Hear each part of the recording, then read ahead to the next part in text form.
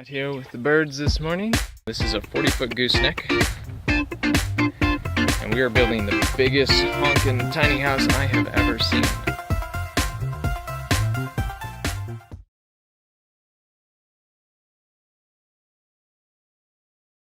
We're on the roof, and we are putting on the metal roof. It's our panel. I decided to do this just because I've done it before. I didn't want to have to learn how to do the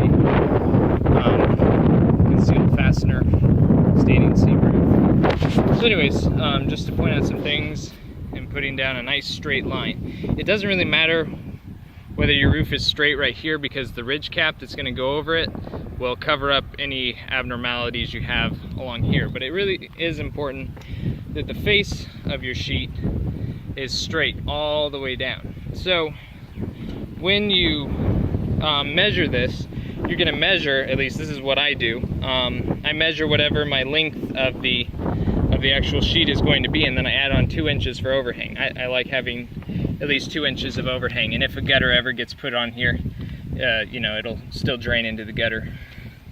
But so first thing you do is you put down your eve edge drip, and I've got the corners folded over here just for a little added protection. Then the gable end trim or the rake edge trim will come over here. So we're gonna take this screw out and that screw out, and we're gonna put along here some of the butyl tape to water seal underneath the edge of the trim, so that when water tries to get in, it can't. But I made sure and measured, that's why it's offset here. I didn't just butt this up to the edge and start going for it. So just make sure and do that and measure, and make sure that wherever your gable edge, the rake trim is going to go, that it's going to terminate on a nice flat surface, so you have a good surface to screw onto to get a weather tight seal. Every lap is held, like all these R panel laps, they're all held with butyl tape. Butyl tape is going all the way down the seam. All of them are going to be like that.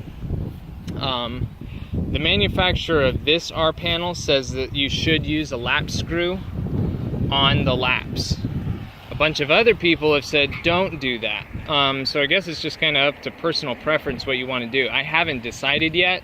I think I might not use the lap screws, because if you get a screw close enough to this edge and there's butyl tape here, wind-driven rain can't get under here, because this screw is pushing down here. Even if it was hurricane force wind, the likelihood of this bending up is next to nil. Do your research before doing anything. So that's what I was getting to at the very beginning when I first started off, was you see over here, I've got a 2x4, and I just measured 2 inches and just made a little mark. And I screwed my 2x4 in so that the edge of my fascia was with the edge of my mark.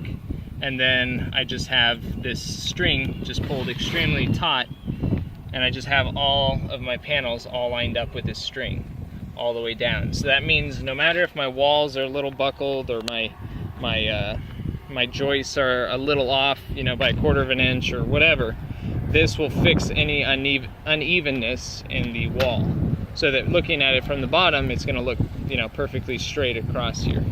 So again, on this side, it's the same thing, just 2 inches, and now we're going to move it down to this. Up here on the roof also, if you'll notice, I've got horizontal furring strips going. You're supposed to attach fasteners every 3 feet. On here I've got an extra one here, and I've got some extras on the side here for attaching the gable edge trim on a little tighter. Basically anywhere along the edge, that's where your wind's really going to be hitting. If you've got your panel fastened in the middle, great. I mean, you're supposed to do that every 3 feet. But along the edge, make sure you have enough fasteners in along the edge, because that's where the wind really picks up on these things. If you don't have the edge fastened, then the wind will grab it and eventually work the screw loose. So make sure your edges are fastened correctly. But I've got these horizontal furring strips, and then you'll notice there's little cutouts in the furring strips. That's for air. So basically down here I've got a furring strip under here to lift it up to the proper height. This is one solid furring strip all along here.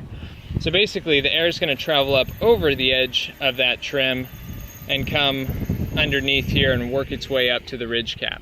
You just want to seal everything out from wind-driven rain, especially on a roof pitch that's this slight. This is only a 212 pitch. You just have to be aware of water getting in. Bugs is another issue. Bugs and whatever else might want to make nests up here. So you're trying to seal it out from pest and from water damage. Just so you can see the strips I'm using, it's just called multi-vent closures. Looks like this.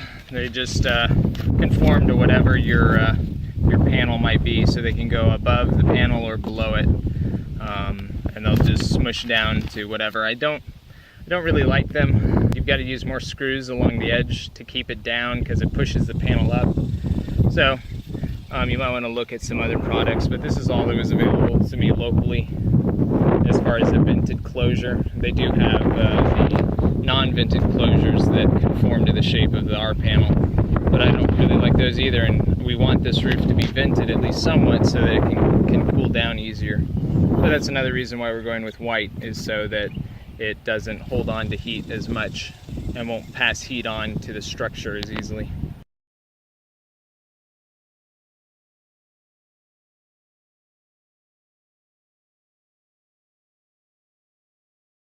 Asphalt shingles might be 170 degrees. Paint them white, it suddenly drops to like 120, 130 degrees. Go with white powder coated steel and it'll be even lower than that. The idea is to keep the temperature of the roof emitting, reflecting as much of this hot southern sun as possible. In the north, you want the reverse of that. You want the darkest, hottest, the worst SRI value, solar reflective index, and solar reflectiveness and solar emittance. So do your research on that.